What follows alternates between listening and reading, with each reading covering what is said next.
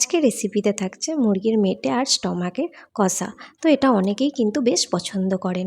তো এরকম নতুন নতুন রেসিপি পাওয়ার জন্য অবশ্যই কিন্তু আমার চ্যানেলটিকে সাবস্ক্রাইব করে নিতে হবে। তো এখানে রান্নার জন্য যা যা উপকরণ লাগে সব কিছু আমি নিয়ে নিয়েছি। প্রথমেই আমি পেঁয়াজগুলো কেটে নেব। এই যে একটা একটা করে পেঁয়াজ আমার সব কাটা হয়ে গেছে।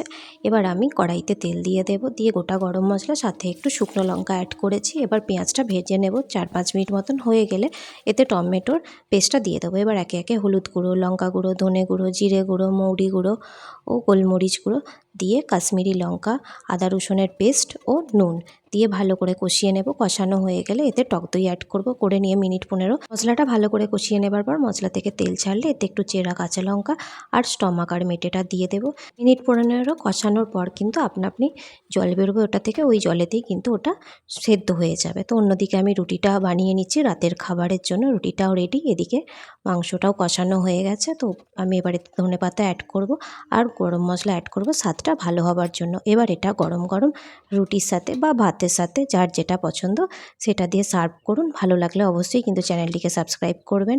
আপনারাও বাড়িতে বানাবেন, কেমন লাগলো আমাকে জানাবেন। ভিডিওটি ভালো লাগলে অবশ্যই লাইক করবেন, কমেন্ট করবেন। Thank you.